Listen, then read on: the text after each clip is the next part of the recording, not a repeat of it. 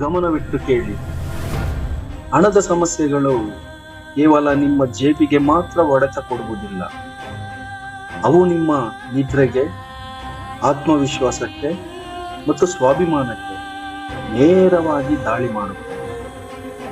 ರಾತ್ರಿ ಮಲಗುತ್ತೀರಿ, ಆದರೆ ಮನಸ್ಸು ಮಾತ್ರ ನಿಮ್ಮ ಬಳಿ ಇಲ್ಲದ ಹಣದ ಲೆಕ್ಕವನ್ನೇ ಹಾಕುತ್ತಿರುತ್ತದೆ.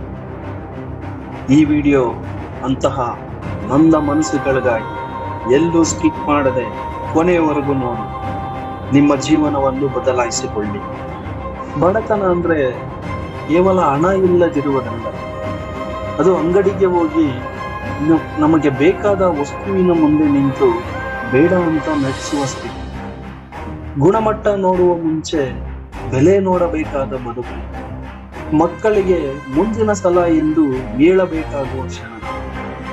ಇಂತಹ ಸಮಯದಲ್ಲಿ ಜನ ತುಂಬಾ ಬೇಗ ತೀರ್ಪು ಮಾಡುತ್ತಾರೆ. ಅದು ಹೇಗೆ? ನೀವು ಬಡವರು ಅಂತ. ಬಂಧುಗಳು ಇದ್ದಕ್ಕಿದ್ದ ಹಾಗೆ ಬ್ಯುಸಿ ಆಗೋಗ್ತಾರೆ. ಸ್ನೇಹಿತರು ನಿಧಾನವಾಗಿ ದೂರವಾಗುತ್ತಾರೆ. ಅತಿ ಭಯಾನಕ ಸಂಗತಿ ಏನ್ ಗೊತ್ತಾ? ನೀವೇ ನಿಮ್ಮ ಮೌಲ್ಯವನ್ನು ಅನುಮಾನಿಸುವುದು. ಆದರೆ ಈ ಮಾತನ್ನು ದಯವಿಟ್ಟು ಎಲ್ಲರೂ ಗಮನದಲ್ಲಿಟ್ಟುಕೊಳ್ಳಿ.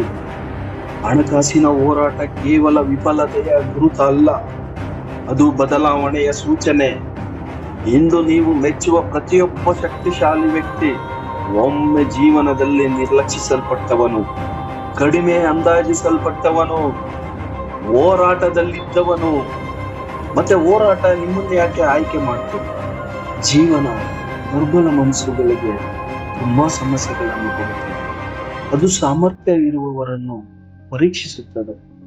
ನೀವು ಬಡವರಾಗಿದ್ದೀರಿ ಅಂದರೆ ನೀವು ನಿರರ್ಥಕ ಅನ್ನೋದಿಲ್ಲ. ನಿಮ್ಮನ್ನು ಸಿದ್ಧಗೊಳಿಸಲಾಗುತ್ತಿದೆ ಅಷ್ಟೇ. ಹಣ ಕಲಿಸುವ ಪಾಠಗಳನ್ನು ಸುಖ ಎಂದಿಗೂ ಕಲಿಸಲಾರದು. ಶಿಸ್ತು, ಹಸಿವು, ಏಕಾಗ್ರತೆ, ಸಹನೆ. ನಿಮ್ಮ ಬಳಿ ಏನೂ ಇಲ್ಲದಾಗ ನೀವು ಎಲ್ಲವನ್ನೂ ಕಲಿಯುತ್ತೀರಿ. ಈ ಹಂತ ನಿಮ್ಮನ್ನು ಕುಗ್ಗಿಸಲು ಬಂದಿಲ್ಲ, ನಿಮ್ಮ ಬೆನ್ನೆಲುಬನ್ನು ಕಟ್ಟಲು ಬಂದಿದೆ. ಇನ್ನು ಮುಂದೆ ನಾನು ಬಡವ ಅಂತ ಹೇಳುವುದನ್ನು ನಿಲ್ಲಿಸಿ. ಪ್ರತಿ ಬಾರಿ ನಾನು ಪ್ರಯತ್ನ ಪಡುತ್ತಿದ್ದೇನೆ, ನಾನು ಪ್ರಯತ್ನ ಮಾಡುತ್ತಿದ್ದೇನೆ, ನಾನು ಪ್ರಯತ್ನದಲ್ಲಿದ್ದೇನೆ, ನಾನು ನಿರ್ಮಾಣದ ಹಂತದಲ್ಲಿದ್ದೇನೆ ಎಂದು ನಿಮಗೆ ನೀವೇ ಹೇಳಿಕೊಳ್ಳಿ. ಬೇರೆಯವರಿಗೆ ನಿಮ್ಮನ್ನು ನೀವು ಹೋಲಿಸಿಕೊಳ್ಳಬೇಡಿ.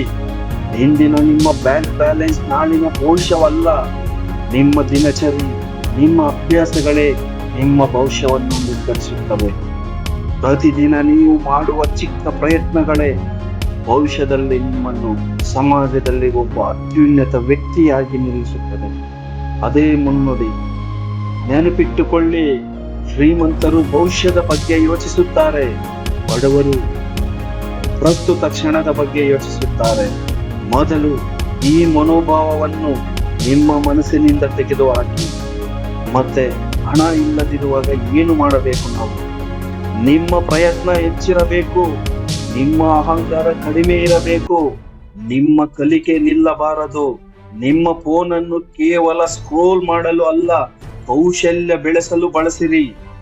ಒಂದು ಕೌಶಲ್ಯ ನಿಮ್ಮ ಆದಾಯವನ್ನು ಬದಲಾಯಿಸಬಲ್ಲದು.